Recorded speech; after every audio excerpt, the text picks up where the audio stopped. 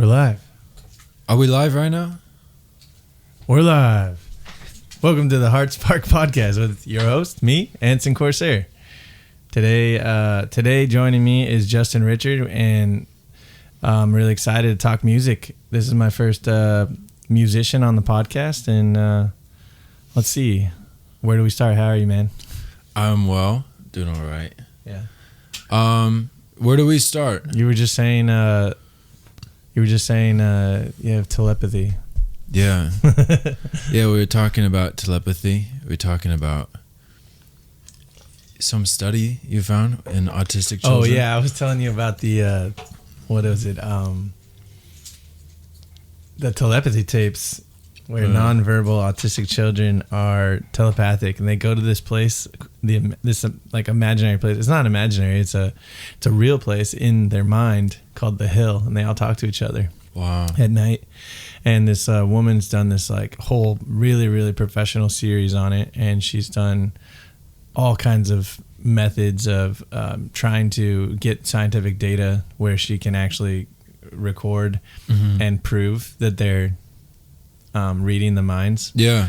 And it's crazy. She's just learning so much, and we're learning so much. And you were talking about that, like kind of like that intuition thing where you like think about someone and then they call you or text you and you're like, whoa. That happens to me a lot too. So I enjoy that kind of thing. Yeah. Or even just, I started leaning more into a new circle of friends past couple of weeks. Really?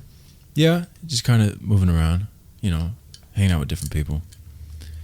And when you really start to connect with people, things will happen where you don't even have to kind of talk about it, like everybody knows what the next move is, it's weird. It happens, but it's cool. Things just start to flow. Yeah. You kind of get that too when you're in a band. Yeah. Oh, totally. Or when you're recording. Yeah. If you're with the right people, if you're with like-minded individuals, it kind of just happens, I always make kind of a stark analogy for a band. It's like finding the people that you groove with. There's something magical that happens. It's a lot like dating.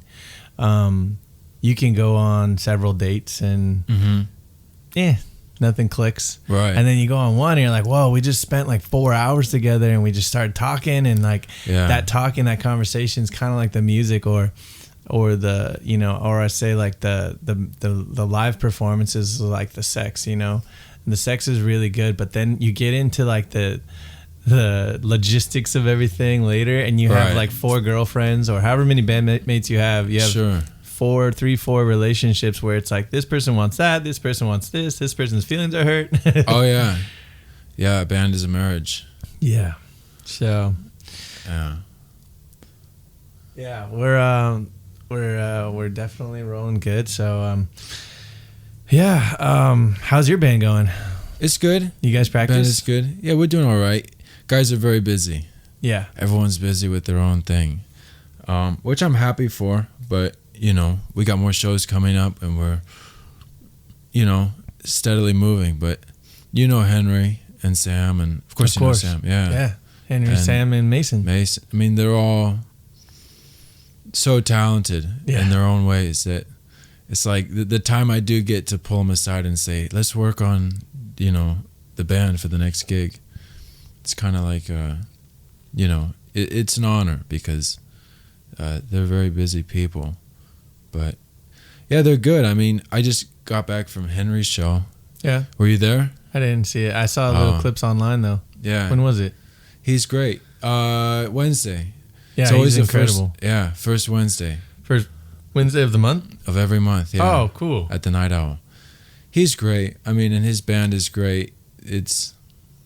Henry Cadman is like incredible. I always tell people he's our Eric Clapton of the Night Owl, Oh, yeah. I mean, he could be huge. John Mayer, Eric Clapton of the Night Owl. I mean, he just completely destroys that guitar every time in like different ways too, like very adapt.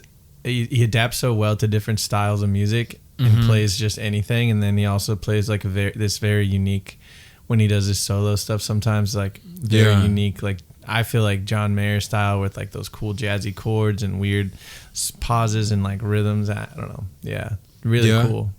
But then I'll also sit down and play with like, you know, your stuff, which is more like standard kind of like folky, country, Dylan-y style music, and just add just right in the right pocket of tasteful licks. Yeah, he's great in the sense that, you know, he is his own machine, but he can also be the gears on someone else's machine. There we go. You know what I mean? Yeah, totally. Like he has his own thing. He has his own mojo when you see him in his band. But when he's like, he just played with a guy named Sojourn at the Wayfarer, and then we do shows together. He'll play with like he played with Faith Romo, and he knows how to feed the song. Mm-hmm. Yeah. And it's, you know, I mean, that's what it takes, you know. It's kind of goes back to that marriage thing, that when you're with a band, when you're with, you know, a lady or a friend, or it's not about you anymore. It's about this thing that we've come together for. That's so true. You know? Yeah. And there's something that happens. I remember, you know, I was 10 years without performing live, and I got sober, and I thought, well, I'll never play music again because I can't do it without substances. And then a few months in, I was like, wait a minute, I've got the itch to play. And soon enough, I had this idea that I wanted to, you know, get back to it. And then I started going to the Night Owl, and I got booked a studio day so I could bring my boys in. And man, I remember that first moment. We all had headphones on. Yeah. We were recording live in the studio, and there was like this whole overtaking feeling. I was just like, whoa, like we're playing, like every individual person is playing in unison, and it's like this harmonic symphony of, I don't know, we're all doing it together. It's like, it's crazy. It's one of the coolest things in the world. And how long you been sober? 23 months, I think. Let's see. Or I can't check my phone. They don't say sober. Clean is like drugs, sober is alcohol, whatever. Sobriety, and it's technical because, you know, technically I'm addicted to a lot of things. Like I overuse caffeine. And shopping.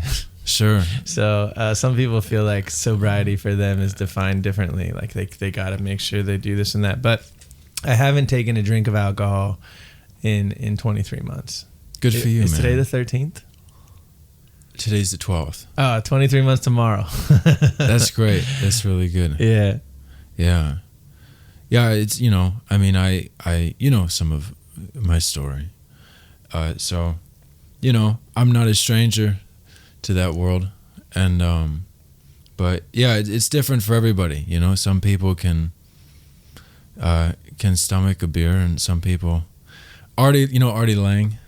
Artie Lang has the best line. He'll say, he's been sober. He says, if I have a beer tonight, by tomorrow morning, I'll be running guns to Cuba. He just has no control, you know? It's like...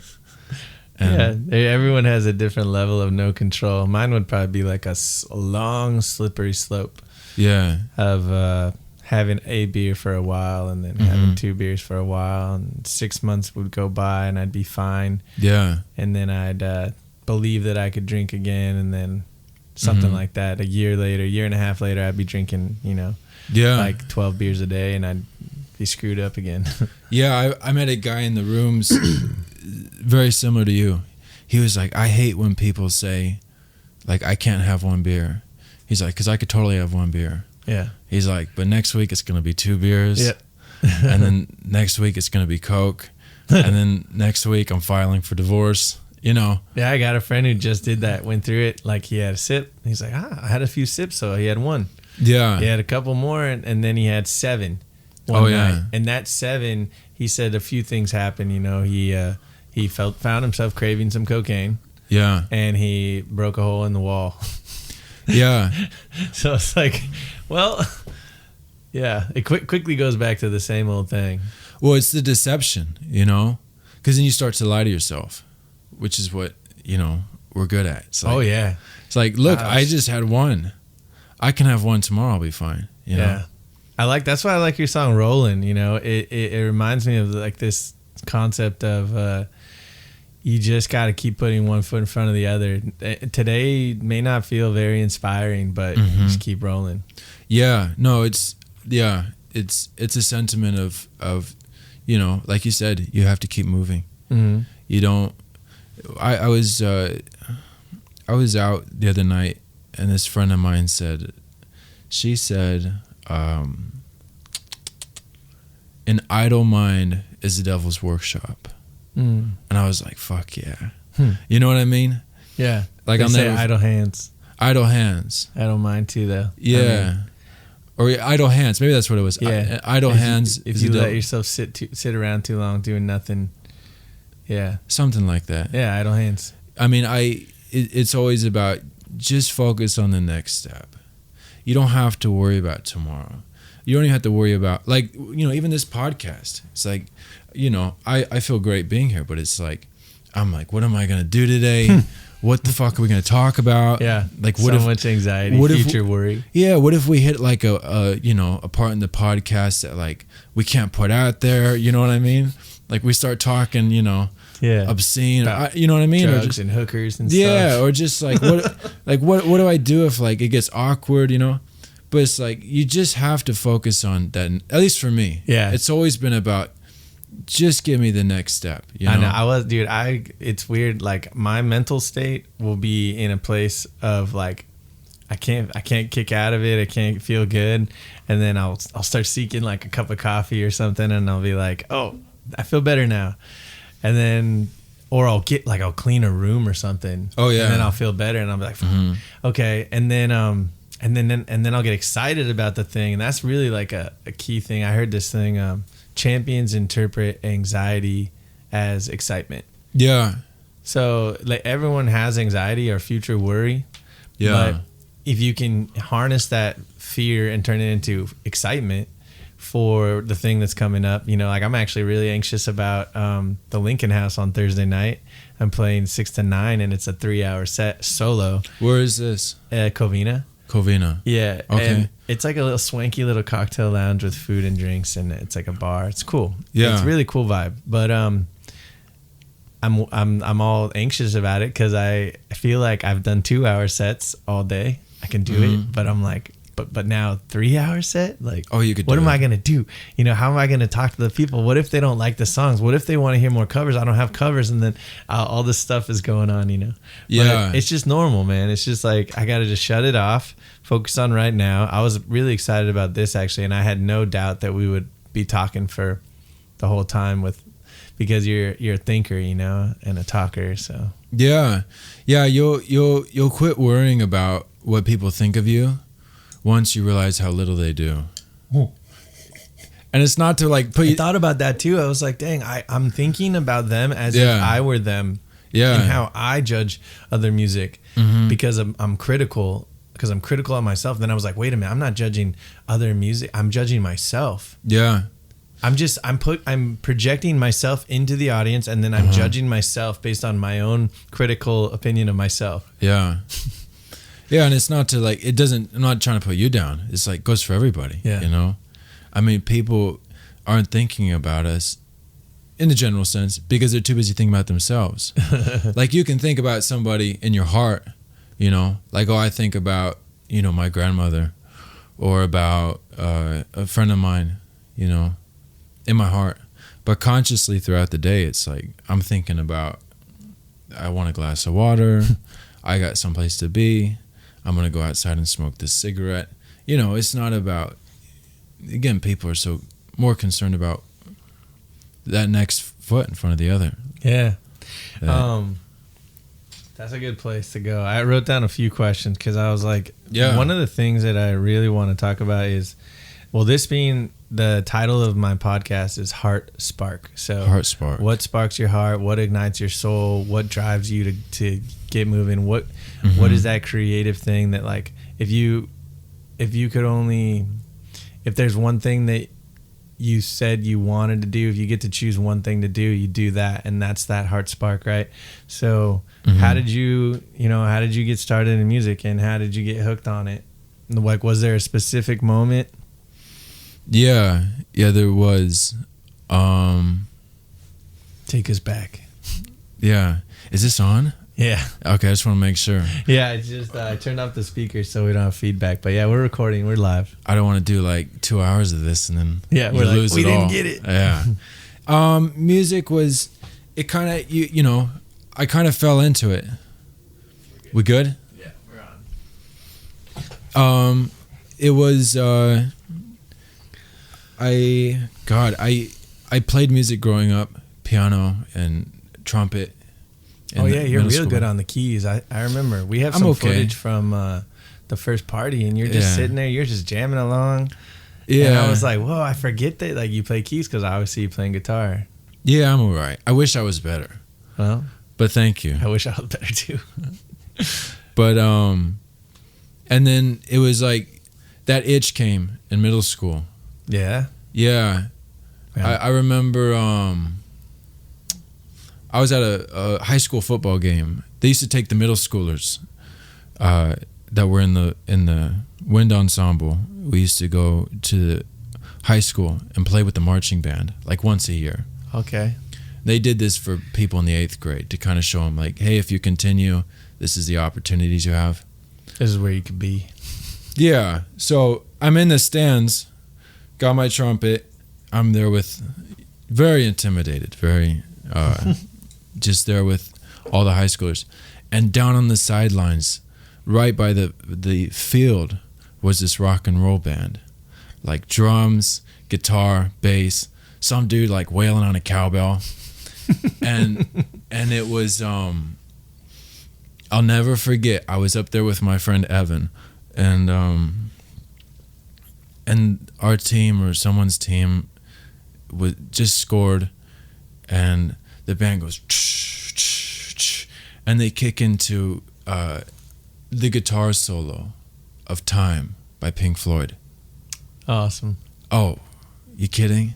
It's like, and that was like, you know, it was like, I remember looking at my friend, I was like, that's where I want to be, down there. That's what I want to do. You know, what the hell are we doing up here? You threw your trumpet to the side. Yeah, it was, you know.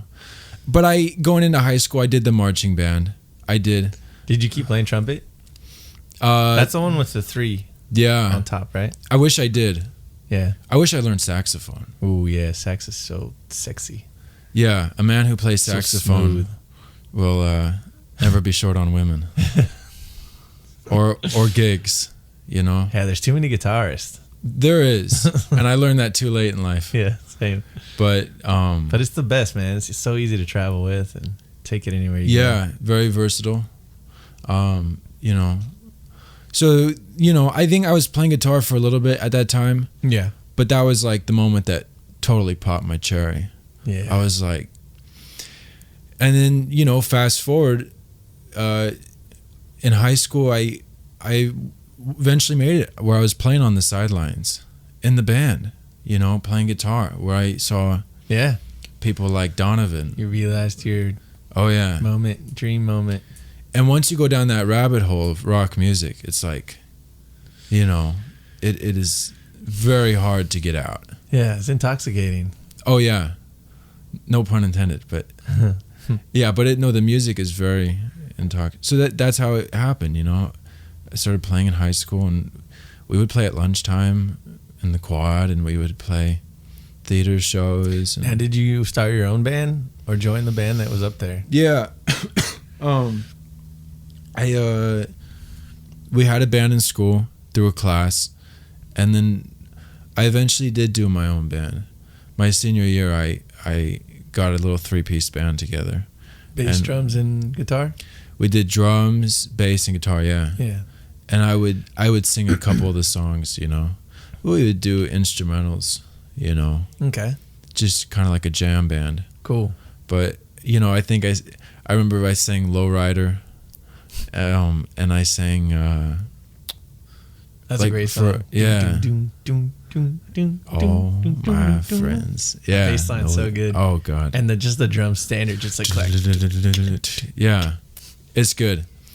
And then, we would do, Christmas shows and Halloween shows, getting jiggy with the Monster Mash. Ooh, Monster Mash. Yeah, it's one of my favorites. That's probably my all-time favorite Halloween song. Oh, yeah. So, I slipped into it. Yeah. And it was very in retrospect, it was like the only refuge that didn't fail me. You know what I mean? That like I always went to. Mm. So I just became obsessed. Yeah. I mean, I'm sure you have a similar Music's experience. a good obsession. Oh yeah. Yeah, it's a great obsession. Yeah.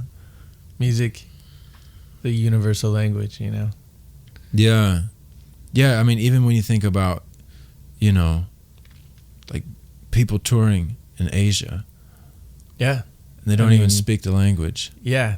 English bands, Spanish bands, Latin American bands touring the world. And oh, yeah. Music's universal. Oh, yeah. It's amazing. But what about you? I mean, well, what's your heart spark? My heart spark is definitely music, connecting with people. Yeah. But yeah, music. I decided that music was like my soul calling when I got sober. I mean, I've been doing it the whole time. This is the thing. For when I was 16 or 17, I broke my wrist snowboarding. Mm-hmm. And I loved singing when I was a kid, but my dad passed when I was 11. And then when I went into 6th grade, 7th, 8th, I started becoming very like, I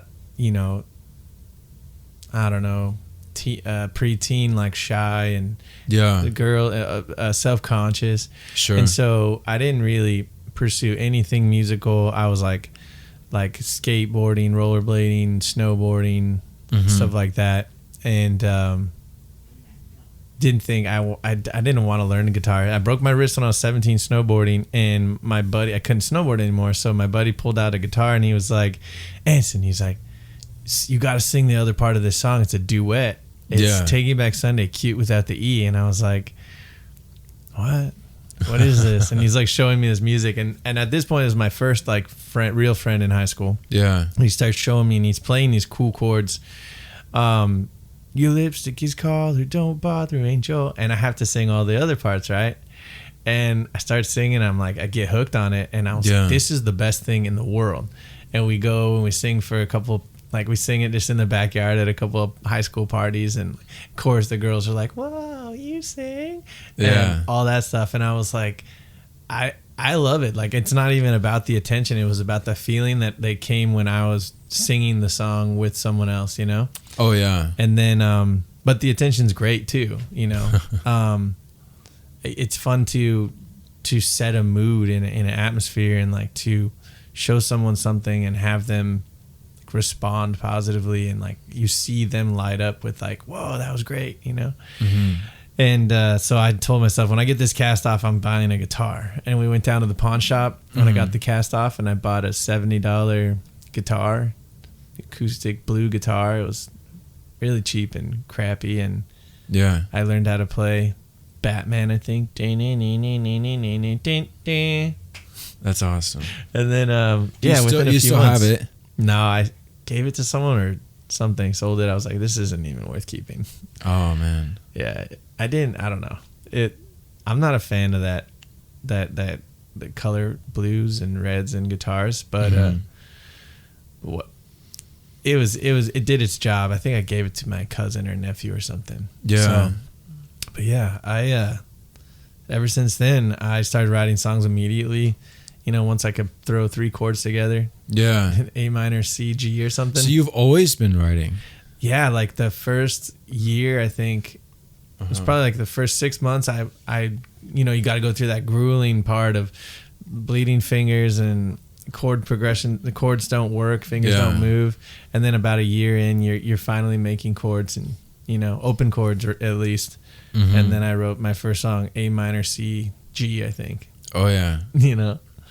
I still remember it, but it was terrible. But Yeah, that's it. And then, slowly you have this like youthful fearlessness when I feel like at least for me, I started doing that, when I was young enough that I still had that youthful fearlessness, the naivety, the lack of self-awareness and self-consciousness.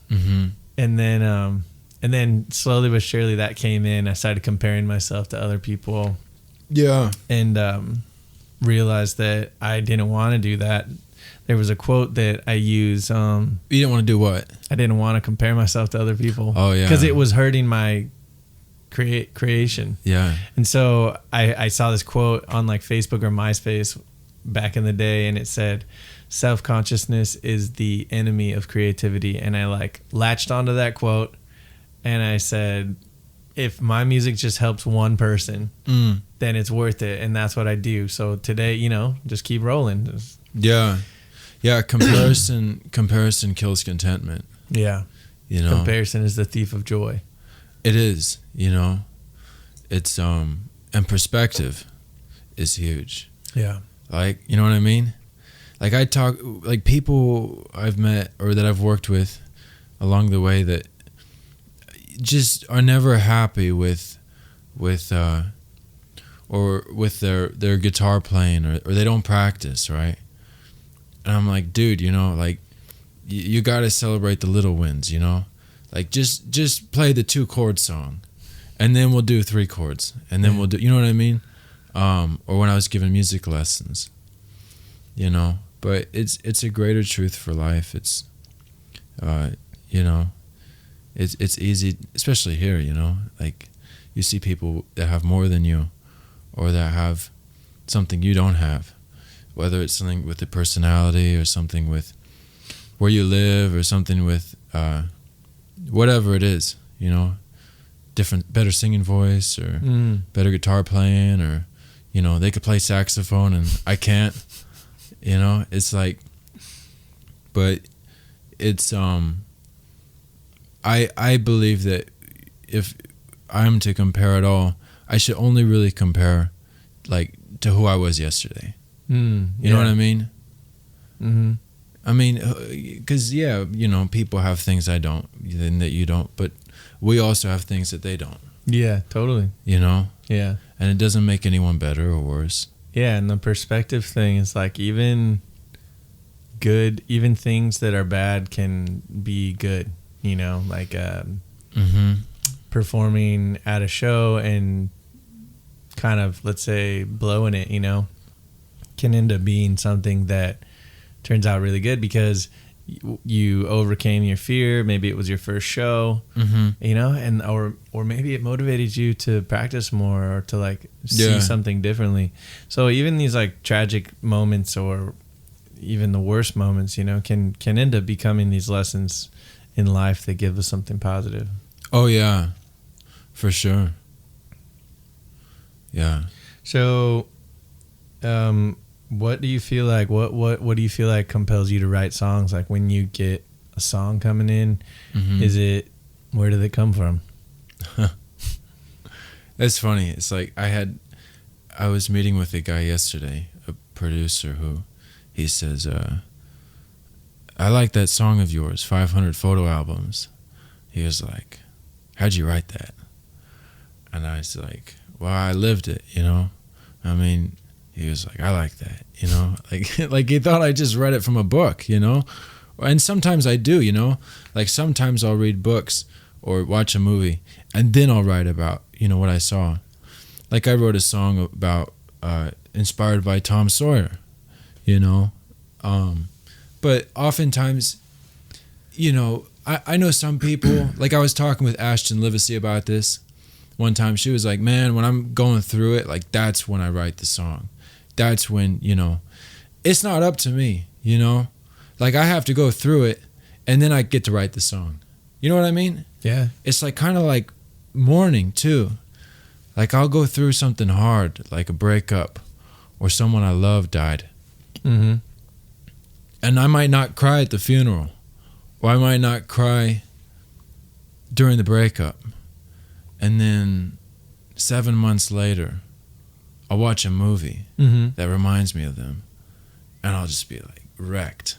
Yeah. Totally wrecked. Totally. And the same thing with a song, you know? Yeah. It's like you live these experiences. Now I've always got like a notebook, something to write, you know? So you have all these recollections of what happened, where were you, all that. But after a while, that kind of has to marinate, you know, at least for me. And then, but, you know, a lot of it too is just doing it, you know. 90% of everything I write will never see the light of day. Yeah. Yeah, I have a lot of songs just in the cupboard. Yeah, it's just being, you know, like active in the process. Yeah. I'm reading Rick Rubin's book, The Creative Way, or The Creative Act, and it's really cool, man, the way he thinks and Did you talks finish about it? things. No, I'm like halfway through. Did I tell you about the book? No. Okay, I like everyone I meet, I tell them, buy the book. Yeah, it's worth a buy for sure. Yeah, and more than that, buy a pen. Yeah. Because you'll want to underline shit. Oh, yeah, I know. I've been kicking myself every time I go. I'm going to the gym, and I'm like terrible at reading books. So I go to the gym, and I get on the treadmill, and I walk up incline while reading that book. And it gets me like 15 pages or so. And I'm like halfway through, and every time I'm like, oh, I took pictures of it, and I highlight on my phone. Yeah. Because I'm like, God, I want to highlight everything in this book, man. It's so good. Yeah. So for me, the best part about that book, which just like totally set the mood, is at the beginning of the book, he says, the first page says, nothing in this book is known to be true. Yeah. And I was like, when you read that, you're like, well, thanks a lot, Rick Rubin. Yeah. You know, I just spent $35 on a book, you know. It's full of bullshit. Yeah, full of bullshit. You know. Thanks a lot, Rick. But he says, nothing in this book is known to be true. These are just my observations. And they might connect with you or they might not. And what doesn't connect, just skip it. Like that was so what's the word? Comforting in a way, for lack of a better word. Yeah. You know, I mean, it could be daunting. You got a big book in front of you and it's like, you know, I got a podcast to do, you know? But to just hear that and go, take what helps, you know? Yeah. Nothing is contingent upon what you read before. Totally, man. That it's also it feels very profound, like just already walking into this book with this written by this guy who understands that, I don't know, that he doesn't take himself too seriously either, and like he doesn't think he knows everything. He's just like, this might help you, it might not. Yeah, but here it is. It's kind of his approach to everything. You know, if this isn't working, try something else. I like that part where he says, you know, he offers a few tools or approaches to inspiring creativity in yourself, and he says, like, try punching a pillow for 5 minutes and then just write. He's like, first of all, you're going to find out that it's really hard to punch a pillow for 5 minutes straight. And he's like, but afterwards you'll have released all this energy and just write whatever comes to you. It's like, and he talks about how we're like kind of more like an antenna, and it's like what we're ready to receive flows through us, and that these ideas, I love that concept too, that these ideas that are flowing through you, if you don't receive it, the energy and create something with it now, someone else is going to. It's coming through. Kind of goes back to the telepathy thing we're talking about. Totally. Like this energy, like we're flowing through the cosmos, this universal like world, and it's happening whether I do it or someone else does. And that always is the case. Like someone will invent something here and someone else will invent something in China, and the same thing in another part of the world. Sure. All at the same time, but it might be slightly different, but you'll find out later that they were inventing it at the same time somehow. Yeah. Or saying the same concept or whatever. Yeah, Rick is, you know, I mean, he's a producer's producer. He's got the track record to prove it. Yeah. Just, I mean, who works with that many people? The diversity. Yeah. You know, you're working with Adele, then you're working with AC/DC, then you're working with Slayer, and then you're working with, you know, Tom Petty. He worked with Tom Petty too. Oh yeah, the Chili Peppers. You know, what's Shakira. Johnny Cash. Did he work with Johnny Cash? Yeah. I don't know if he worked with Shakira but a vast audience of diverse individuals. And you go like, after a while, you're like, okay, what he has to offer is universal. Yeah. You know? Yeah, totally. That's what the book feels like too. It's like anyone can read that book and get inspired or come across something helpful. Yeah, I think it's even for people that aren't musicians, you know? Like if you cut grass or if you fix cars, you could read it and be inspired. Totally. Yeah, that's the thing that he says is everyone's a creative. Every single human is creative. Yeah. By their like being alive, we're all creative beings, and I've always tried to explain that to people too, but he does a really good job of it. You know, we're all, whether you're creating an environment, a conversation, a dinner, a sandwich, like you're cooking, like that's art, like it's creation, like we're creating an environment here. This is creation. So it's almost like we're all artists. You just have to redefine what art is. It's not just a painting on a wall or a song, you know? Yeah, being creative. Like even fixing yourself something for lunch. Yeah. And you just, like I do this all the time. It's like I got a can of tuna, I got some mayonnaise, I got some fried rice, you know what I mean? Yeah. Or some cornflakes and a fried egg. Cornflakes and tuna. I'm just kidding. I'll make all sorts of, I'll do all sort of crazy things, you know? Yeah, no, yeah, but that's creative because they're like, let's put all these things together, and sometimes you're surprised at how good it is. Oh, dude, one time, if people watch this, they're going to think it's very weird. Yeah. But I put a can of tuna, mix it with mayonnaise, and then I took Takis, and I crunched them up like in a bag, and I sprinkled them on top. Yeah. And then I fried an egg. And I put it on top. You're making me hungry, actually. It was gnarly, dude. That sounds like something you might get in a like Asian fusion experimentation restaurant or something. Oh yeah. Or like some fun thing. Hey, so in The Fool, that's your newest song, right? The Fool, yeah. The Fool is your newest release? Newest release, yeah. Yeah, it's good. There's a line you said, I think right in the beginning of the song, I call your name from across the sea, drunk again, I won't remember anything. Did I get it right? Yeah, drunk again, won't remember anything. Yeah. What are you talking about? Who are you talking about? Oh, Anson. Sorry if that's too deep. No, I think we'll go to commercial. Okay. No, it was, yeah. The song was written about a year ago. I was newly in love, and I've been seeing this girl for a couple weeks. Not long at all. Not long. And family was going to the Big Island for vacation in Hawaii. And we were in Hawaii, and I remember the night before. The night before was... I was on the phone with her for like 3 hours, just like walking around the hotel like a crazy guy. I had my AirPods, just talking to her. And I was drinking these beers, I must have been taking them out of the store because I couldn't buy beer at the time, but I don't even remember how I got them, but like these big 20-ounce cans of IPAs. I drank like 5 or 6 of them that night, which is a lot of beer. Yeah. And this song is a story about that night and, calling her name from across the Pacific. It's quite literal, drunk again. It started to rain, which you think in Hawaii, why would it rain? It rains all the time. Well, I didn't know that, but I found out.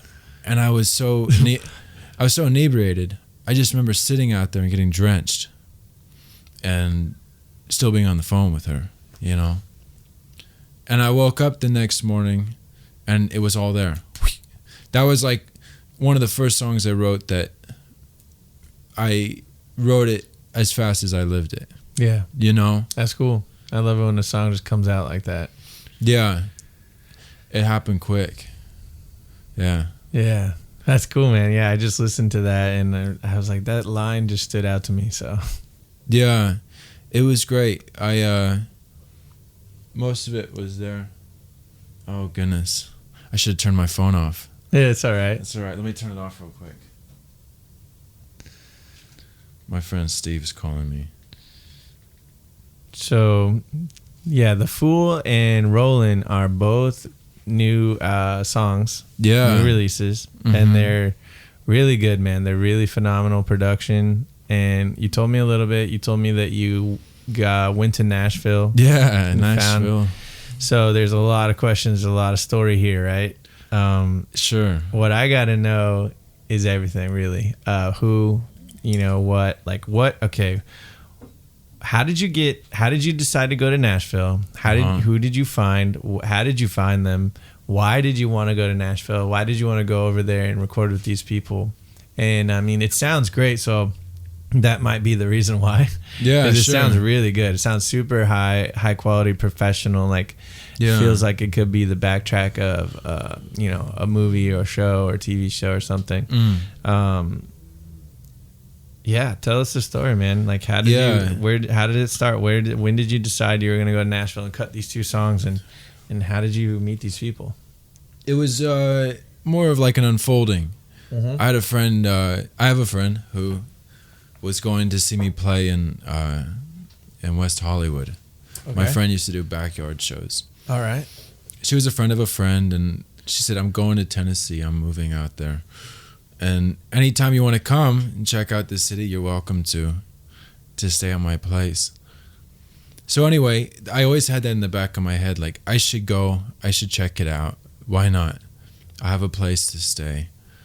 And I have I'll call a friend of mine. I told him, I said, "Hey man, I'm going to Tennessee. If you know anybody that I should work with and you could put in a word for me, help me out." And he did, and he reached out I got to work with a couple different people, and I just hit it off with Dave. Dave produced Rollin'. He produced The Fool. We did some writing together. Him and I wrote Rollin' together. Oh yeah? Yeah. And when I brought him The Fool, we kept about 95% of it. Yeah. There was a couple lines he was like, "What if we did this instead?" Yeah. In the chorus. But Dave is a brilliant songwriter, a brilliant producer, and I don't know. I kind of fell into it. I just wanted to check out the city. We hit it off, and then he said, "I'm having a 4th of July party, and I want you to be there." So I came back out, and we recorded The Fool, and it was good. I don't know. I mean, what do I say about Dave without saying it? I don't know. I don't know either. I mean, where'd you guys record it at? Does he have a studio? Yeah, so he's got a studio in Tennessee.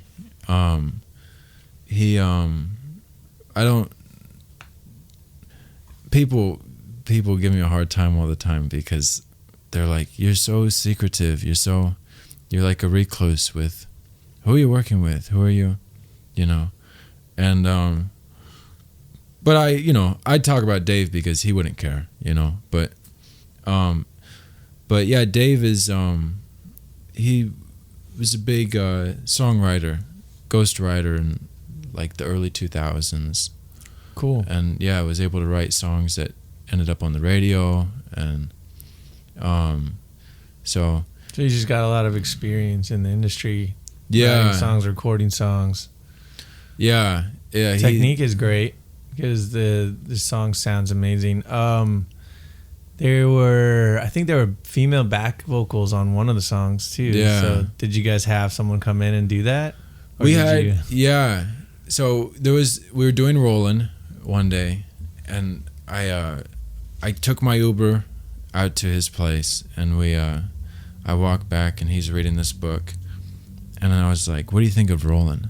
He was like, "It's pretty good." And I was like, "Yeah, it's pretty good, but it's missing something." And he was like, we need another singer on." And I was like, well, I like your voice. How about you sing, Dave? He was like, no. We need a woman. Yeah. You know, we need like a contradiction. We need like a new dynamic in the song, especially after that verse. My sweet Mary Jane, she keeps my mind from going insane. You know, and then this lady comes in and kind of lifts it up. Same with The Fool. It was like, you know, it's kind of like a love song. So when you bring in that feminine dynamic, it was like perfect. And I told him, I was like this, and I played him a song. A friend of mine, Cordelia Watson. She has a song called "The Easy Life," and I played it for him, and he was like, "That's who we need." So I called her up. We sent the wave. She sent it back with the vocals.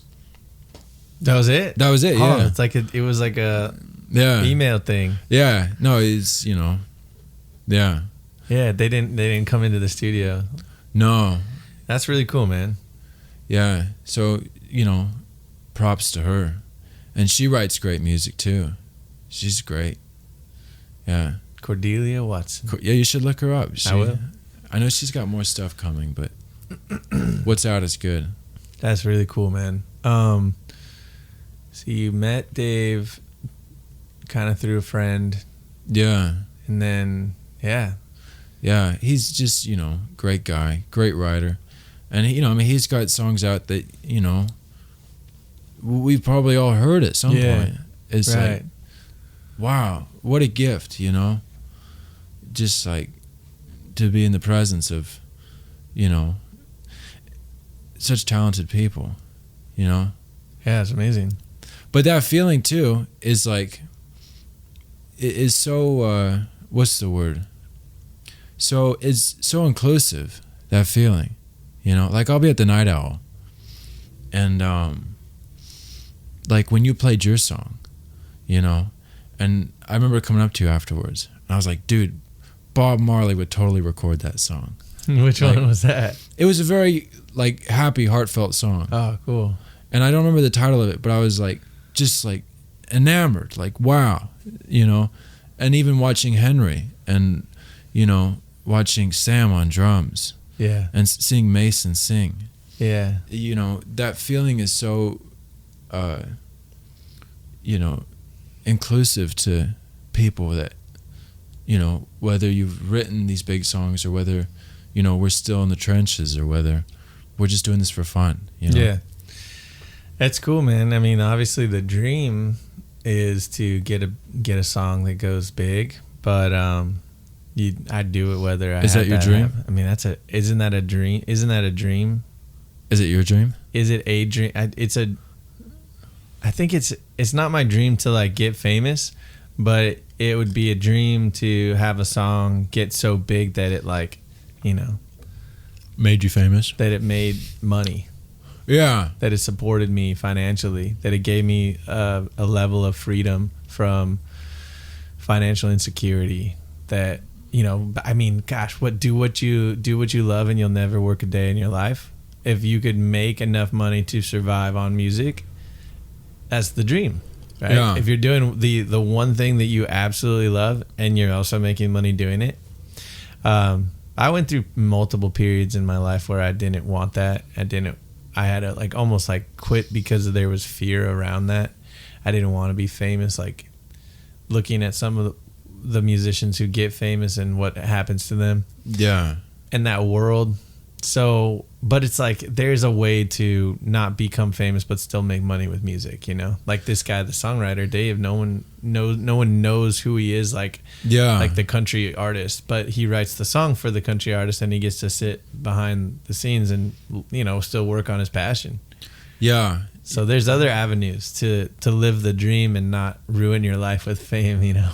Yeah. I mean, I've seen that just going out there, that there's so many ways to, what I'll say, make it, you know? And you don't have to be on stage shaking your ass in a two-piece bathing suit, you know? Although that's a quick way. For some people. To make it. I mean, sometimes. It's working for Sabrina, you know? But I couldn't do that. Yeah. you know. And I don't mean to dog on Sabrina. Right. I don't listen to her music, so I don't know. So I'm just generalizing. Yeah, we're just taking like the top pop artists. So don't hold it to me. Yeah. But anyway, it's like even Dave was talking about, he had a friend who got his song hooked up with Sync Music, and Yellowstone was looking for a song for the show, and they chose his song. And he got a payday out of that. Yeah, exactly. And on top of that, every time someone streams Yellowstone or it's played, that's money in his pocket. Yeah. Whether it's like a fraction of a penny or what, I don't know. Yeah, totally. I mean, working with a new producer that, you know, the reason why I decided to pay him for his services was because he is going to be pitching to film and TV. So I was like, well, I'm sticking out a branch here. I know it's a lot of money to spend this way in this direction, but I'm taking a chance. And it was just one song, so you know, if it ever does get picked for a movie or a TV show or something, you know, that's a paycheck that'll just come to me, royalties once a month, you know. Yeah. And that's cool. I don't know. The concept is cool. I don't know if it'll happen, and I'm not too concerned about it. But I threw a limb out that way. Yeah. For me, it's like, it's a lot like my faith, you know. And I'm not like a big preacher guy, but people will say like, oh, what if there's no heaven, right? And what if you die? And Imagine there's no heaven. Yeah. Oh, that should be a song. Yeah. Imagine no possessions. Pretty good. Yeah. No hell below us. But anyway, people say, you know, what if there's no heaven? What if, you know, your faith is all in vain and you die and there's nothing? And I say, then I die and I've lived the best life I could. The point is that it brings me peace now. You know what I mean? Totally. And that's like with music, you know? It's like you have to get a, what's the word? It has to be purely intrinsic because you want to do it. If you're doing it if you have extrinsic motivation because, oh, you know, hey, we might make it big. Hey, we want money.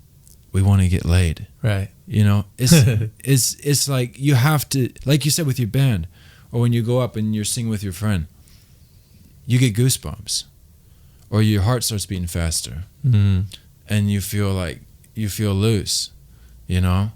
And it's like, if you don't get that and you're doing it for something else, you're doing it for the wrong reason, you know? And so I think it's good that people have, you know, people gotta have want something more, you know?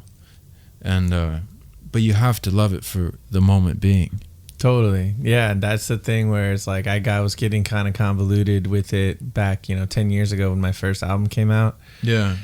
And drinking and drugging didn't help the scene, but my mom had just passed away, and so I just was overwhelmed with too much life, taking care of my brother, drinking, drugging, every day waking up feeling like I don't even want to do this anymore, trying to pick up my bandmates because they don't have a car. Yeah. It's like, man, this is too hard. And so I focused all my energy back down to, something else that I could pursue for money, which is what a lot of people end up doing, in the music industry. We do something else while we do music for fun or, as a passion.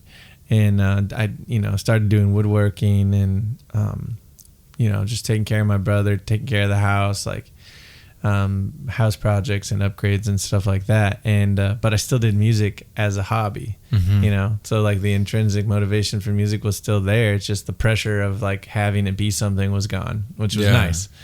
But now it's I'm putting the pressure back into it because I'm I have a lot of free time to work on this, and I don't have to make it, but I believe that I can make a path, not make it big, but craft a path to make some side money as a musician, and perhaps find that avenue that maybe this is my whole structure is the next 7 years. For the last year and a half I've been working on my second album, And for the next 7 years, I want to put out an album every year, or the next 6 years. So 7 years total. And I figure if I do that, one, it's an amazing feat. 10, let's say 10 song albums, so 70 songs. In 7 years, 7 times 70, I don't know. It's a very biblical stuff. Sure. But at the same time, you got 70 songs over 70 years with the continued progression of just the way things work. Yeah. In an industry, you work in something for 7 years. Usually entrepreneurs they don't make it the first year or the second. No. They've failed a few times already. Yeah. But that third, fourth, fifth, sixth, seventh year goes exponentially big. And it's just kind of how it works, right? So you look at the Black Keys, and nobody knew who they were for like their first 6 albums. I mean, they had a small little following, but now they're one of the biggest bands in the world. And there's so many bands that happen like that. So either way, at the end of it, if I'm not well known, or if I'm not well loved, I still made 7 albums. It's pretty cool. Told a story 7 times, Continued to work on my craft, and it's fun. I love recording music. That's why I was so interested in hearing the story about your 2 songs and the studio you did the work in, because I work directly with one of my best friends who's a producer engineer, and man, we're constantly just trying to figure out, how do we make the sound good like that, How do you get that tight little bass, and it's the separation and all the parts. Sound design is a whole art itself. So yeah.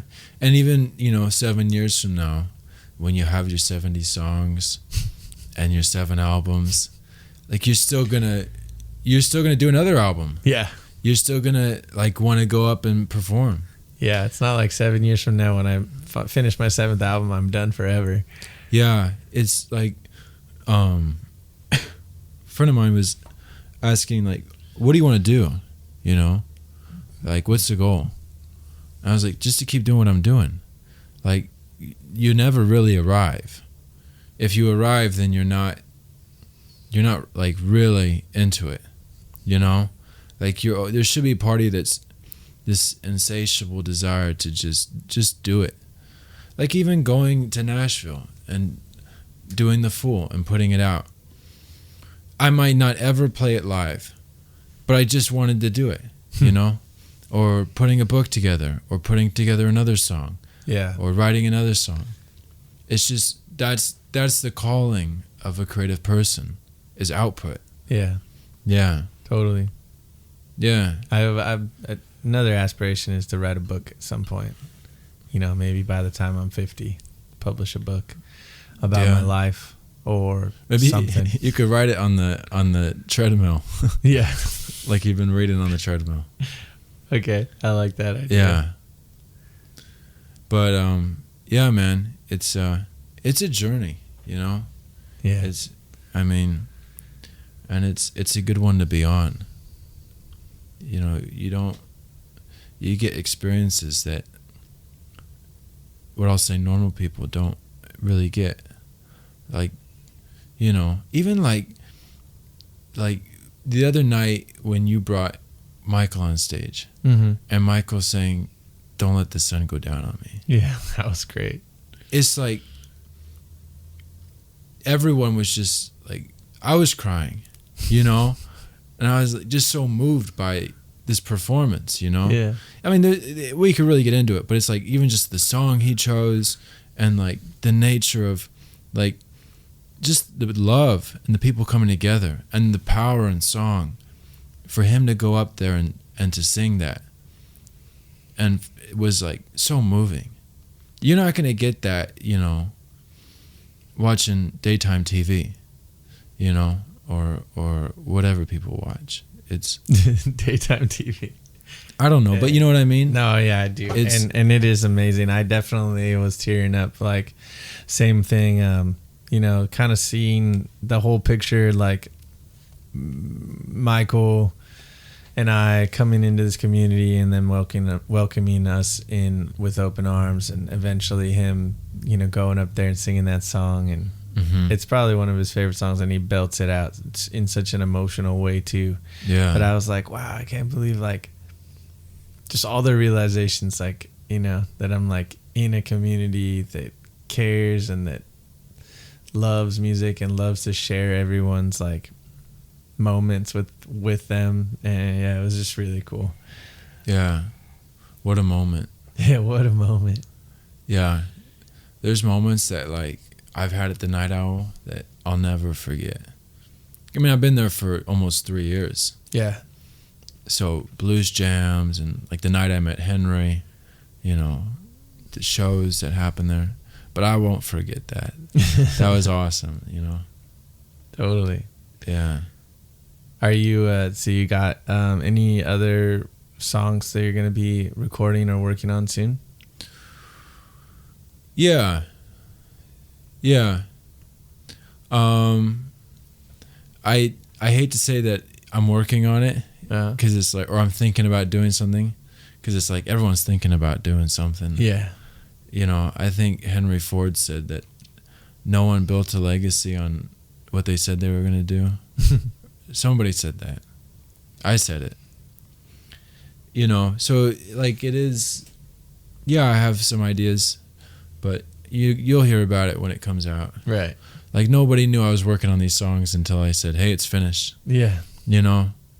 But that's kind of who I am. It's how I keep myself accountable. You know? If I tell myself like, hey, I'm gonna do this, it like does the opposite for me. Some people telling people like holds them accountable. Now I gotta do it. It's like, but if I tell people, it kind of takes the edge off of doing it. Yeah. No, I got you on that.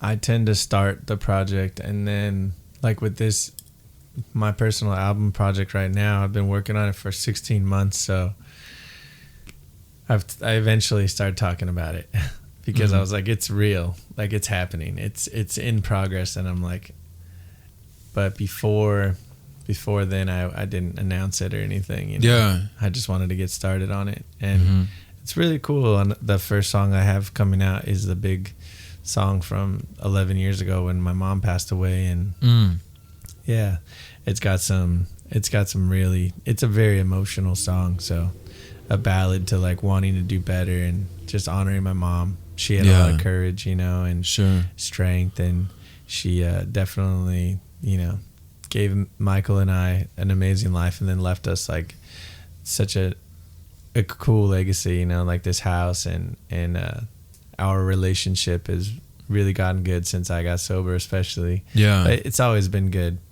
But like less hiccups. Yeah. And a lot more interaction, and taking him to the Night Owl has been just incredible. So yeah. But would you like to play that song? How you feeling? Yeah, I could play a song. Yeah. A song? Whatever song you want. Yeah, sure. And then we can wrap it up. Wrap it up. Unless there's anything else. Do you have any other shows coming up? Yeah, August 22nd. Okay, August 22nd at Friday. It's at the Old Town Pub. Downtown. I think it's downtown Pasadena. Oh, nice. You go down the alleyway and it's right there. $5. 9 p.m. $5. 9 p.m. $5. 9 p.m. I'm gonna put it in my phone, but it's recording us right now. Good. All right, August 22nd. I don't know if this podcast will even come out in time for that. That's okay. Yeah. But hopefully it does. All right. All right, ready? Let's see. I'll just swing this over towards you. It's just so you know what? I've gotten in front of people and performed so much, you know, and it's like still one of the most awkward things sometimes. Dude, the intimate setting is... Yeah, it's like I might as well just take my pants off. You know? Might as well. Yeah.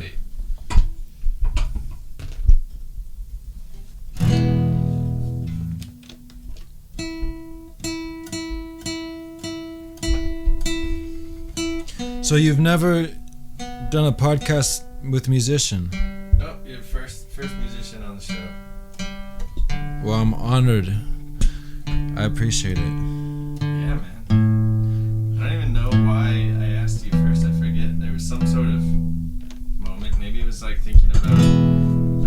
you just came out with, and how it would be cool to talk about the journey. Yeah.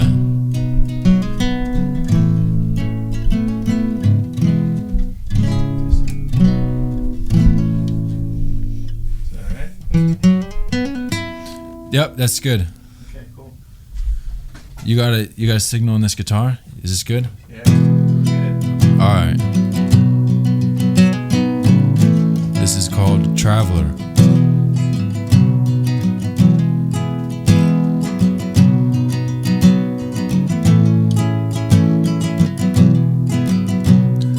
I drank my wine, I've had my fun, I've had my share, and I've shot my gun.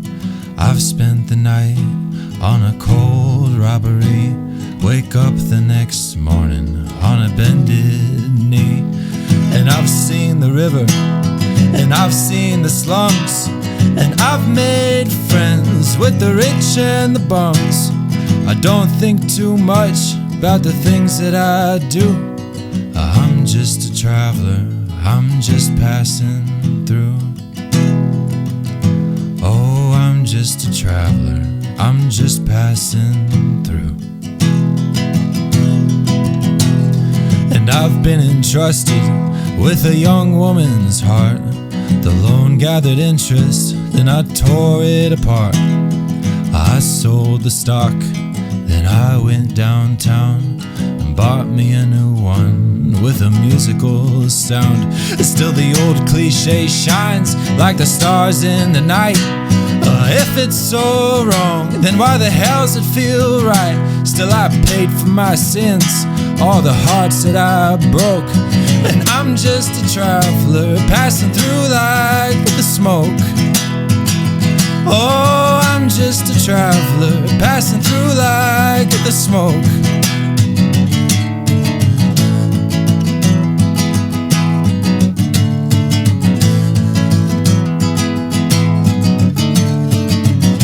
Ooh, bad string.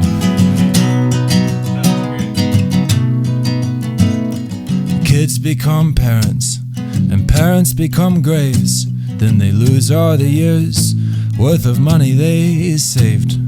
And all this is to say that we're lost in a dream, and not everything is the way that it seems. So invest in the moment, all the love that you got, for you're just a traveler, one day you'll be gone. Yeah, I'm just a traveler, one day I'll be gone. Yeah, we're all just travelers, one day we'll be gone.